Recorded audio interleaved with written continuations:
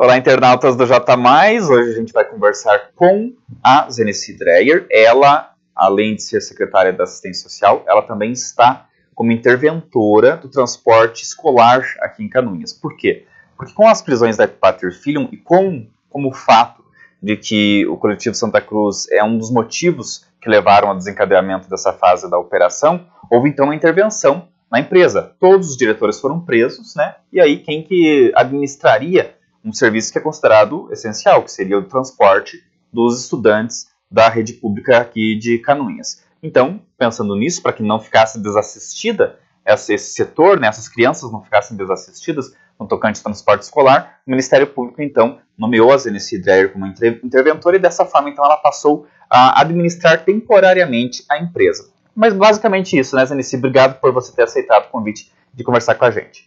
Obrigada, Ednei, né? Olá a todos que nos acompanham. Acho importante explicar um pouquinho mesmo, né, sobre essa intervenção do transporte escolar, por conta de ser um serviço essencial, né, no sentido de garantir o acesso dos alunos às escolas, isso tanto da rede municipal quanto da rede estadual.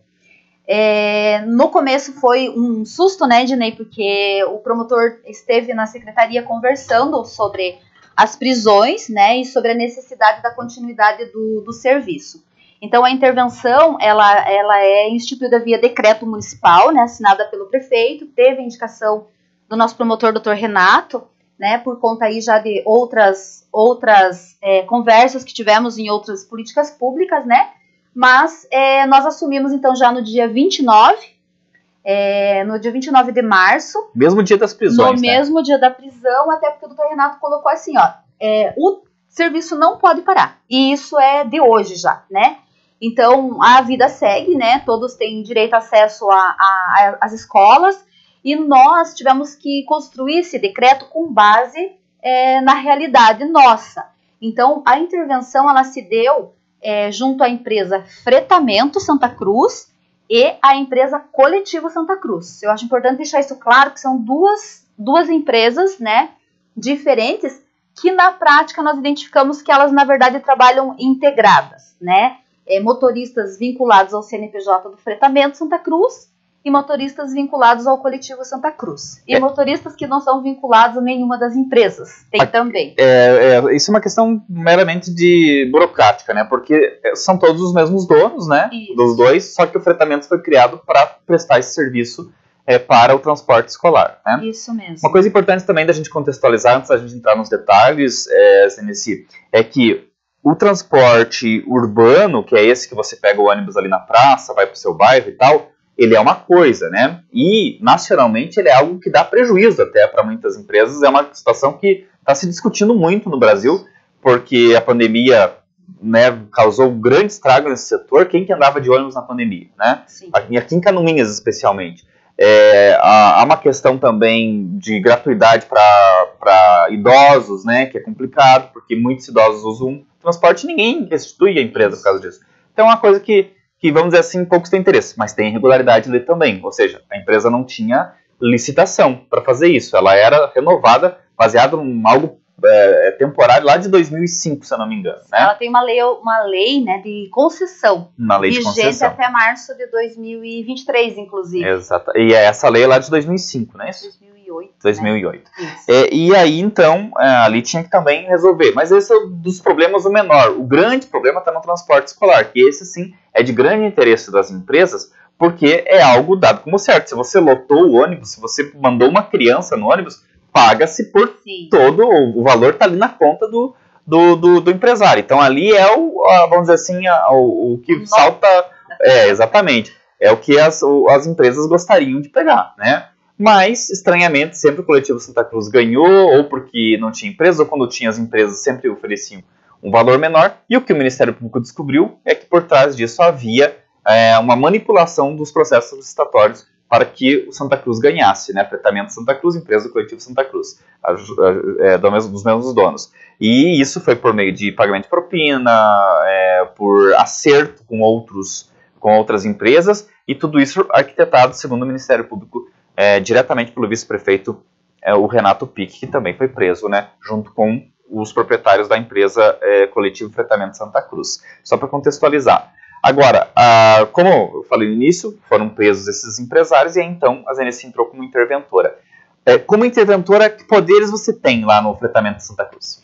Então, Ednei, são amplos poderes, né? Nós precisamos gerenciar toda a parte de recursos humanos, então são 30 motoristas, são 30 ônibus, mais 3 ônibus reserva, né? Os ônibus, infelizmente, bastante precarizados, né? Nós tivemos que também conversar com um servidor da oficina, né? Porque os ônibus estão bastante precarizados, então eles precisam de socorro o dia todo. Lembrar que para fazer essa gestão, digamos, das empresas, e eu falo hoje fretamento e coletivo Santa Cruz, a gente está isso previsto no decreto, porque os motoristas são vinculados às duas empresas. Então, nós precisamos, já desde o primeiro dia, gerenciar essa equipe, poder pagar o salário deles, né? Então, eu tive que imediatamente chamar todos os motoristas para uma conversa, para entender qual era a rotina deles, acompanhamos algumas rotas com eles, as demandas de trabalho do dia a dia relacionados ao diesel, né? Tipo, no terceiro dia já estava faltando diesel, a gente descobriu então que eles têm tanques nas localidades, nas suas casas, né? Então são 4 que dispõem dos seus terrenos e tanques de combustível nas residências, que abastecem, então, os ônibus daquela localidade, né? Rio do Pinho, Barra Mansa, Felipe Schmidt, né? E Rio dos Pardos. Então, já o primeiro problema é sem ter uma licitação para o diesel S500, que era o que eles necessitavam. Então, já de imediato, nós precisamos fazer aí esses contatos para entender como que funcionava essa operacionalização para que o serviço não fosse prejudicado. Eu acho importante salientar que nem um dia parou, sabe, Ednei? Nem um dia parou. Todos os dias, todos os problemas apresentados, nós conseguimos dar conta de resolver. Seguimos os processos licitatórios vigentes. Algumas situações nós fizemos emergencial. O que tem previsto de serviço de mecânica e da parte elétrica, então, nós fizemos um empenho estimativo para estes ônibus. E diesel, nós fizemos também as cotações em todos os postos de combustível do município para poder ter respaldo legal com relação aos valores também. Então, teve algumas compras emergenciais ali, né, até o 10º dia, mais ou menos, e aí nós fizemos contratos emergenciais e conseguimos, então, operacionalizar. Então, esse decreto nos dá esses poderes amplos poderes mesmo, né? Se precisar utilizar os equipamentos da empresa, a oficina da empresa, os motoristas, a parte contábil, administrativa também pode. Então, neste momento, são os motoristas, um servidor da oficina e os 30 ônibus, né, que estão circulando aí todos os dias, está sendo suficiente. Até mesmo os salários desses funcionários é você quem está pagando com o recurso que está na conta do município. Quer dizer, em vez de pagar para a empresa e para a conta da empresa, é retirado direto da conta do município e vai para a conta do funcionário. Isso. O mesmo recurso previsto para esse contrato, né, até o final do ano, um valor aí de 400 e poucos por mês, né, 400 e poucos mil reais por mês, nós estamos gerenciando esse recurso. E uma demanda bem gigante também, que agora nos últimos dias foi apresentada, é a questão dos pneus, bastante pneus assim danificados. E aí nós até conversamos um pouquinho com o promotor, porque assim, são questões de urgência do meu ponto de vista, porque você está colocando em risco a vida das crianças, né? Então nós adquirimos também pneus, né? Porque o prazo do decreto é 120 dias, podendo ser prorrogado por mais 120, então pelo menos as emergências nós estamos resolvendo para garantir aí um mínimo de segurança para as crianças e para os motoristas. Agora, Zanice, a gente falou da questão da licitação, mas aí tem uma segunda camada nessa denúncia, que é a questão de rotas sendo infladas, né? Mais quilômetros do que realmente eram feitos. Tem a questão de duplicidade de cobrança. Queria que você explicasse essa questão, porque vocês, inclusive, fizeram umas rotas, né, algumas rotas para certificar se o que estava sendo pago era o justo, né? Na verdade, a proposta de acompanhar as rotas é auxiliar na elaboração do novo edital, né? Conferir o serviço prestado, mas também auxiliar na elaboração do novo edital. Tem uma lei de 2004 que privilegiava, né, empresários do município, porque tinha um item que exigia, então, que o sócio, né, residisse no município há pelo menos 2 anos. Pessoa física e pessoa jurídica variava entre 2 e 3 anos. Então, isso já vai contra a lei suprema, né, a questão da lei da Constituição Federal e da lei das licitações, porque ela não garante a ampla concorrência. Então, nós pedimos primeiro a supressão desses itens. Emergencialmente, a gente sabe que tem que fazer um estudo de toda a legislação. E o que a gente percebeu da licitação? Nesse processo licitatório, foram, então, delimitadas 33 linhas, 33 ônibus, deveria ser 33 motoristas, né? Então, me chamou a atenção que na primeira reunião, a gente fez os cadastros prévios e tinha só 29 motoristas. Aí eu falei, tá, mas tá faltando 4, o que será que aconteceu, né? Porque daí olhar imparcial ali, porque a gente não tinha conhecimento, né? Aí um já levantou e disse, eu faço 2 linhas, o outro, eu faço 2 linhas, né? E assim a gente começou a entender esse processo e nós percebemos então que dá sim para otimizar estas linhas e fazer uma nova licitação por lotes. Não precisa ser global, um lote único, porque aí obviamente você já está praticamente direcionando para empresas que tenham aí no mínimo 30 veículos, né? Nós estamos estudando então fazer por lotes e também oportunizando ônibus, micro-ônibus, vans e combis. Porque tem áreas que não cabe praticamente o ônibus. Não precisa. As ruas são estreitas. E que também não enche aqueles ônibus, né? Vai às vezes 10, 15, 20, né? Então a gente está fazendo uma nova proposta nesse sentido. Só para entender o que você falou, eram pagas 33 linhas, 33 custos, né? Sim. Mas havia de fato 29 que faziam 2 linhas. Aí já é na regularidade. Isso, na prática, né, na operacionalização não existem todas as linhas, isso é fato. Eu acho que isso não é mais segredo para ninguém, sim, né? E aí, quando você fala em lote, seria assim, fazer... Um lote seria o Rio do Pinho, um lote seria o Pinheiros, um lote seria... E aí, então, você avaliaria se esse lote precisa de um ônibus de fato, ou se você pode pôr uma van, um micro-ônibus. Isso. Porque no caso do coletivo, ele vencia global, ou seja, as 33 linhas, e ele, teoricamente, colocava um ônibus para cada linha. Deveria ser, mas não coloca, né? Então, na prática, hoje, não se utilizam todos os ônibus para todas as linhas. A gente percebe que eles otimizam. Então, otimizar recursos é importante, né? Nós vamos Só que o município pagava como se fosse separado. Isso, por isso que tinha essa sobra, digamos, de recursos que é notório hoje, como está na denúncia e como a gente observou na prática. E nós fizemos algumas linhas e a gente também observou, Ednei, nós pagamos hoje o deslocamento dos ônibus da empresa até a localidade. E, na verdade, o serviço da rede municipal ele é executado na localidade. Então, lá no Rio do Pinho, hoje tem 5 linhas. Mas o ônibus vai daqui até lá, alguns ficam na localidade. Então, se a empresa tiver interesse no lote do Rio do Pinho, que vai pegar lá 4 ou 5 linhas e vai fazer só a rede municipal, ele não precisa nem se deslocar de lá, né? Ele pode ficar a semana toda lá, prestar o serviço e vem só para manutenção e o abastecimento. Então, o município vai sim acabar economizando esse deslocamento, que é onde entra daí a questão, os questionamentos dos professores, né? Mas quero deixar claro aqui que o foco da intervenção hoje é manter o serviço como está. Então, ninguém está mexendo se o professor vai ou não vai. Na rede que eu estou interventora, está funcionando exatamente da forma que estava. E aí, tem mais uma questão que a denúncia aponta. O município fazia uma espécie de balcão de negócio com o Estado, ou seja, ele vendia passes para alunos do Estado e esses alunos eram transportados nos ônibus que já eram pagos pelo município para transportar alunos do município, né? Algumas situações, esse contrato é com o coletivo Santa Cruz, com o recurso que vem do governo do estado para custeio do transporte de alunos da rede estadual. Que é, obviamente, a obrigação dele. Isso. E que é muito importante o transporte urbano. É bem importante diferenciar o que é dever do município, né, do transporte na rede municipal, e o transporte urbano através dos vale transporte e passagens. Porém, hoje, da forma que está, ele acaba sendo integrado. São 2 contratos diferentes, porém eles se misturam na prática. Então, o mesmo ônibus que transporta os alunos da rede municipal acaba transportando alguns alunos da rede estadual, pagantes também com recurso público, que é onde foram identificados alguns duplos pagamentos. Seria duplicidade. Isso. O município e o estado pagando pela mesma viagem. E não são todas as linhas, Ednei. Tem algumas que são bem certinhas, conforme a necessidade, mas tem algumas que dão essas margens aí para esse duplo pagamento.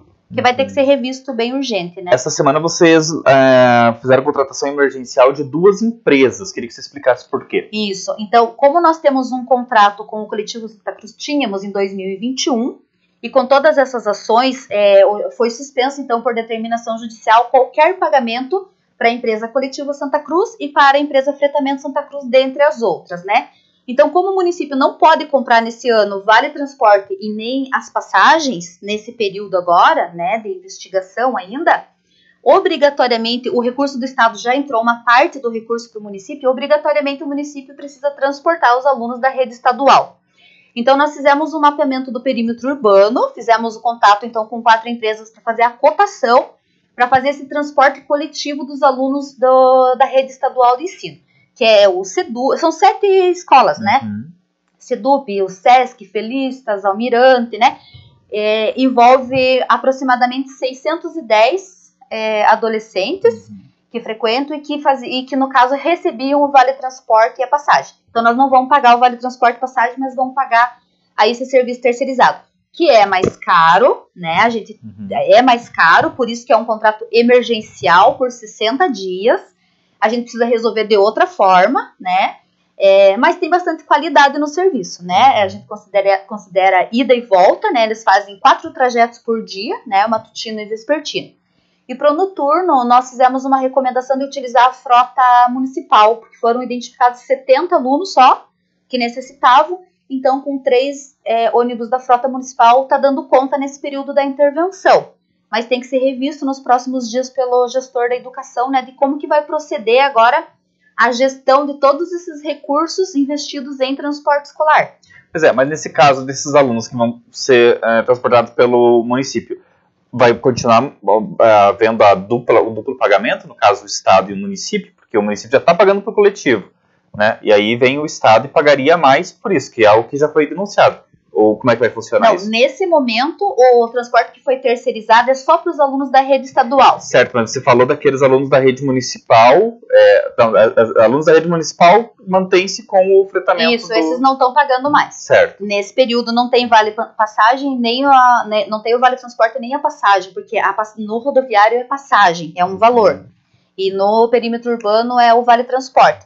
Então, hoje está autorizado, né, a todos os alunos a utilizarem dos ônibus, do fretamento, para frequentar a escola sem qualquer custo, né? Vocês não estão pagando nada. E os que não podem utilizar dessas mesmas linhas, foi terceirizado por 60 dias. A gente está falando do contrato emergencial, mas vocês vão lançar uma licitação para o transporte coletivo municipal, certo? Sim. Que agora, de fato, teremos a licitação, que não teve em anos, né? Sim. E o coletivo Santa Cruz, o fretamento de Santa Cruz vai poder se candidatar. Não pode? Não. Por enquanto, tanto o coletivo quanto o fretamento estão com as contas bloqueadas, né? Nós já sabemos que o do coletivo Santa Cruz em breve vai ser liberado as compras de vale transportes e passagens, porque cabe também justificar que eles fazem transporte urbano. Então, as pessoas idosas, as pessoas com deficiência, os servidores públicos, né? Muitos trabalhadores recebem o vale transporte, né? O cartão, né? As cargas lá. Então, o transporte urbano teve essa justificativa da importância do transporte urbano, da continuidade, e teve esse entendimento, então vai ser em breve liberado a aquisição de vale transporte e passagens.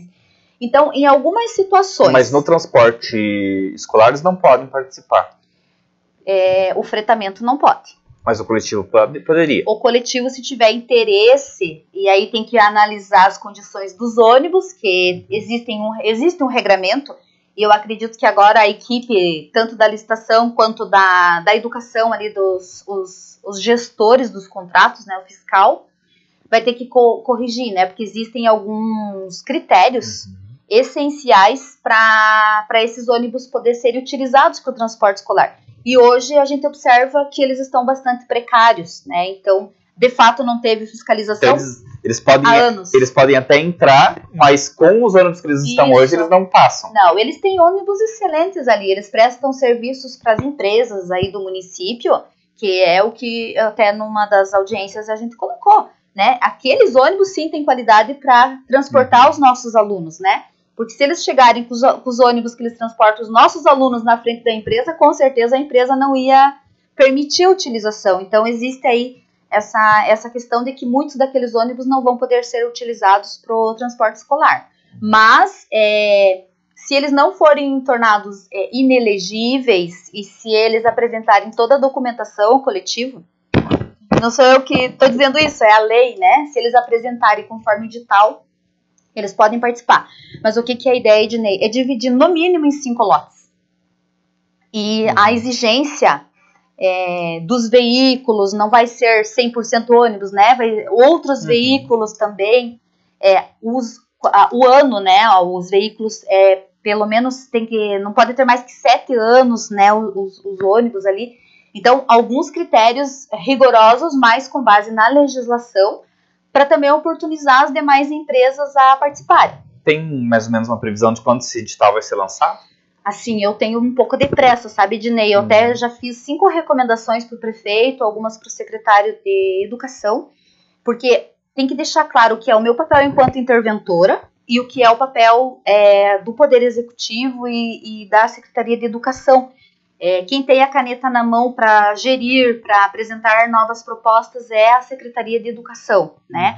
O que eu faço são as recomendações com base no que nós estamos observando, com base nos relatórios, com base nas legislações, com base nos contratos, né? Então, a gente faz as recomendações. E no final do relatório, eu vou apresentar se as recomendações foram acatadas ou não, né? E os nossos relatórios vão para o Ministério Público e para a GAECO, né?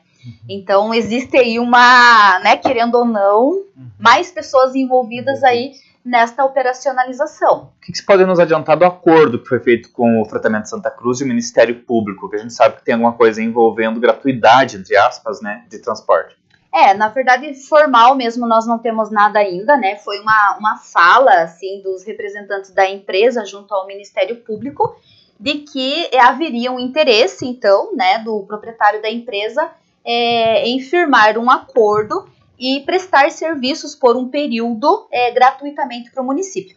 Obviamente não com esses ônibus precários, né? E não seriam todas as linhas. Eu acredito que foi falado na reunião em 2 linhas. Então vamos que esse senhor, que é o proprietário da empresa, assine um acordo que vai realizar 2 linhas por 5 anos, né? Teve esse entendimento de que é possível, mas formalizado nós não recebemos nada ainda. O município tem interesse desde que seja de qualidade e desde que siga ali toda a regulamentação que vai ser prevista no edital, né? Nem valores, nada tem ainda, né? Foi aventado um valor aí, mas não é exatamente isso, não. Não tem claro ainda. Muitas coisas fala, né? Mas na verdade eu também prefiro esperar por escrito, assim como foi falado que foi liberada a compra dos vales do coletivo, né? Mas eu ainda não posso comprar enquanto o município não receber a citação. E muito menos estaria ligada a uma delação premiada, algo disso também não tem nada. Não, é um acordo que possivelmente foi considerado menos grave, talvez a participação desta pessoa, né? Mas isso daí é o Ministério Público e o Judiciário que vão acabar decidindo, né? Não tem nada formal ainda, Ednei. Tenesi, a gente teve uma conversa aqui voltada para a questão técnica e você foi muito esclarecedora no que você explicou, mas a gente tem uma questão política, né, que a gente está falando de uma operação que desmantelou um esquema que usava a política como, né, a base. E você é do PL, é um partido que é do vice-prefeito Renato Pique, né, não tem como negar que há essa ligação, né. Como é que você tem acompanhado tudo isso? Obviamente que acaba se tornando uma situação constrangedora para você, que foi vereadora pelo PL, né, ocupa um cargo de comissão do PL no governo. Eu imaginava essa pergunta, né? Assim, né? Eu quero dizer assim que eu nunca fui defensora de partido político, né? Eu defendo as pessoas que compõem os partidos.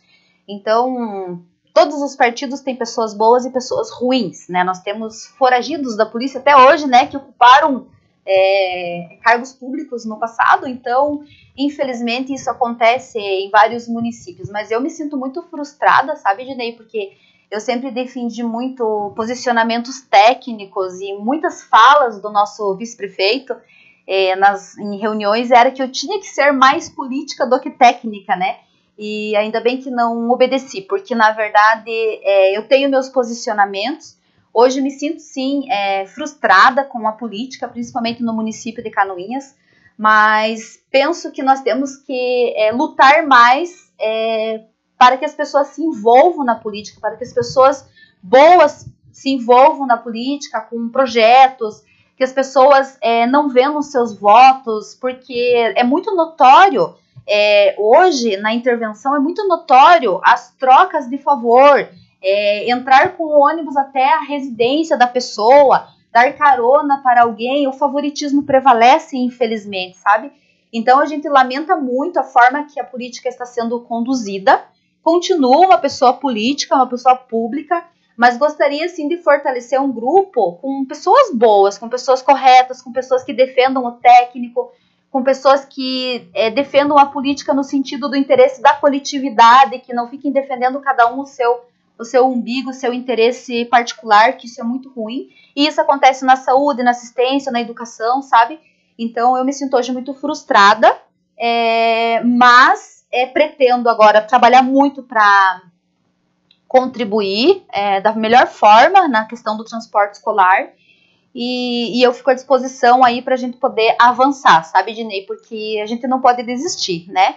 Até porque eu sinto orgulho dos papéis que eu ocupei e sinto orgulho da minha equipe de trabalho, e eu posso dizer para você com toda certeza que tem uma base sólida na prefeitura, que os servidores tocam muito bem as políticas públicas sem os políticos, entende? Porque tem uma base sólida. E os políticos não tocam nada sem a equipe técnica, né? Então eu vou continuar defendendo os meus posicionamentos e que seja o melhor, assim, para os munícipes de Canoinhas, mas hoje eu me sinto bastante envergonhada, não do que eu fiz, mas pelos meus colegas, né, de convivência aí nesses últimos anos, mas dizer que não é o partido que nos representa, né? Nós representamos um partido que muitas vezes fragiliza, mas em todos os partidos tem pessoas boas e pessoas ruins. Pois é, e a gente está aí na iminência de ter uma eleição extemporânea, né? Porque o Beto Passos renunciou,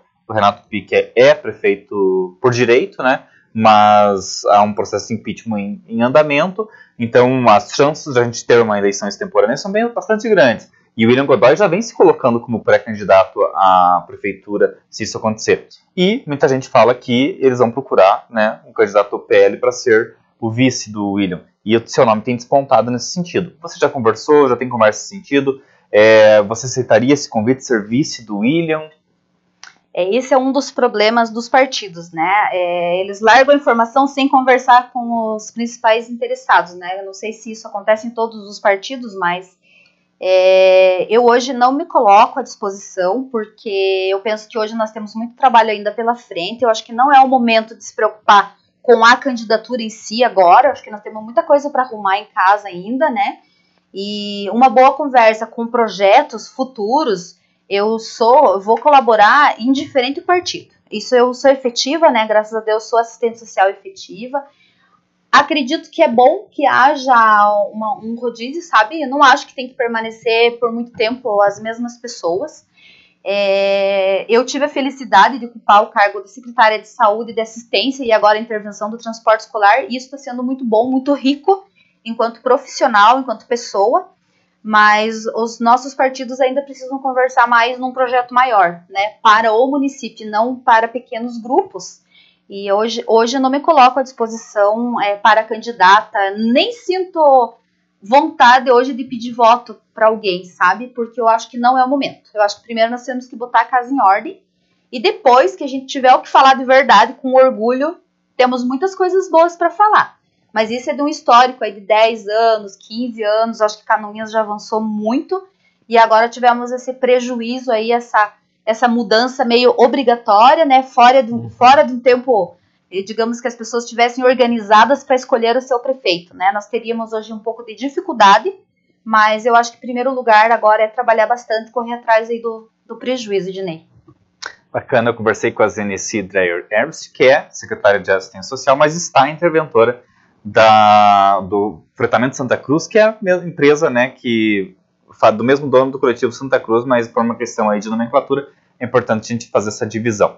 Agradeço muito, Zenici, sua presença aqui no Estúdio J+, esclarecendo a nossa audiência sobre a questão tão importante que é o transporte escolar, e para que elas entendam, né, como que funciona toda essa dinâmica aí, que não é um pouco fácil, né? Te desejo boa sorte e te agradeço. Obrigada. Eu peço um pouco de compreensão para as pessoas também, porque a gente precisa retomar algumas questões culturais também.